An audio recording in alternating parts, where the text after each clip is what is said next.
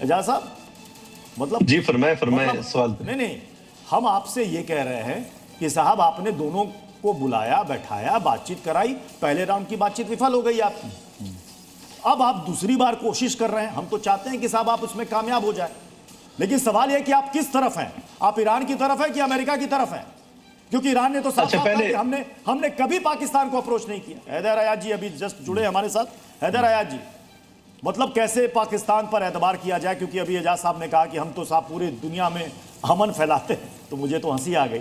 इस बार जो second round की बातचीत हो रही है, हम क्या उम्मीद रखें उससे कि इस बार बातचीत सफल होगी? क्योंकि आप किस साइड से क्लियर नहीं हो रहा है, आप अमेरिका के लिए लॉयल रहेंगे या ईरान की तरफ से आप बैटिंग करेंगे, कुछ समझ में नहीं आ रहा। देखिए यही मसला है आप लोगों का, आप लोगों को समझ नहीं आती चीजें। पाकिस्तान ना अमेरिका की साइड पे है। मैं समझाने की कोशिश करता हूं आपको, अगर आपके पास दिमाग होगा तो यकीनन आप समझ जाएंगे। देखिए पाकिस्तान ना ईरान की तरफ है ना अमेरिका की तरफ है। पाकिस्तान सालिस है, सालिस कभी किसी की साइड नहीं लेता। ये एक बड़ी बेसिक चीज है जो आप लोगों की समझ में नहीं आ रही। पाकिस्तान का एतमाद, ईरान ने आपसे कहा था बीच में कूदो,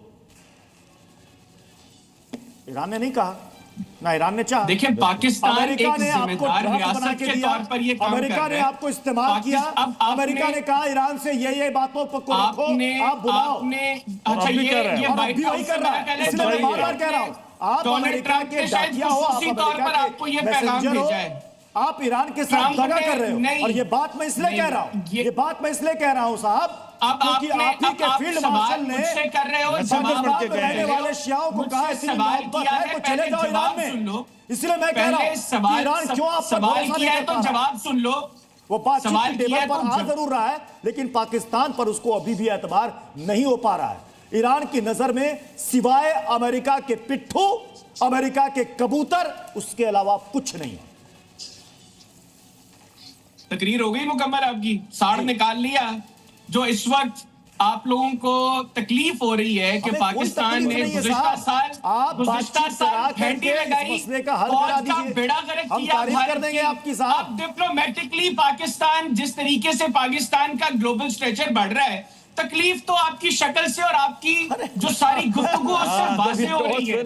तकलीफ इससे वाज़े हो रही है। आप लोग इसी तरह रोते रहे, लेकिन जो मैं आपको सिर्फ इतना समझाऊंगा कि पाकिस्तान ये जो स्टॉक्स करवा रहा है, पाकिस्तान जो टी स्टॉक्स करवा रहा है, उसका फायदा आपको भी होगा। हम चाह रहे हैं कि आप कम से कम 70 करोड़ गरीब भारतीयों के पास उसको खत्म करा दो। वॉशरूम की फैसिलिटी नहीं है, जो एलपीजी के सिलेंडर लिए कतारों में इंतजार में मर गए, उनको एलपीजी मुयस्सर होगी। जो गरीब भारतीय जिनको वॉशरूम दे सके, उनको सस्ता तेल मिल जाएगा। इससे एलपीजी का ध्यान दे रहा है उस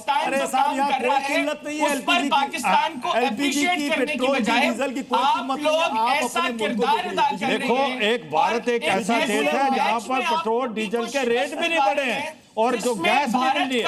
ये पाकिस्तान नहीं है जहां 25 से 30% ऑयल और गैस के रेट बढ़ गए, और यही नहीं, जापान और साउथ कोरिया बढ़ गए। भारत एक ऐसा देश है जो पेट्रोल डीजल के रेट 28 फरवरी से पहले थे, वो अभी तक है। ये आप ये हमने अपना गोबर पर टैक्स नहीं लगाया, हमारे यहाँ पर गटर के ढक्कन चोरी नहीं होते। आज लानत भेज रही है जिस पर, अरे हमारे यहाँ गटर के ढक्कन चोरी नहीं होते, हमारे यहाँ गोबर पर टैक्स नहीं लगता, हमारे यहाँ आवाम सड़क पर निकल कर नहीं कहती है कि साहब शर्म से डूब मरो। दुनिया आज थूक रही है, जिस पर सारी दुनिया आज लानत भेज रही है। अरे लानत तो आपकी आवाम आप पर भेज रही है। अरे लानत आपकी आवाम आप पर भेज रही है, कह रही है कि जरा हिंदुस्तान से सीखो। ये जरा जाकर मेरा ये स्टूडियो से बाहर निकलो, बराबरी के दर्जे पर बात करता है, आंखों में आंखें डाल करके बात करता है। आपकी आवाम कह रही है सीखो जरा हिंदुस्तान से, वो 16 बराबरी का दर्जा सीखो, बराबरी का दर्जा सीखो। दूसरों के लिए दस्तरखान बिछाना बंद कर दो, सीने की बात करते हो, दूसरों के लिए कबूतर बनना बंद कर दो। किस बराबरी की बात करते हो जिसमें सारी डिक्टेशंस तुम्हें अमेरिका देता है? बहुत शुक्रिया। किस बराबरी की बात करेंगे कि साहब दोनों पक्षों के बीच जिनमें इस वक्त जंग का माहौल है वो खत्म हो जाए। बहुत बहुत धन्यवाद हमारे साथ ताल ठोक के जुड़ने के लिए। खबरें जारी रहेंगी, बने रहिए।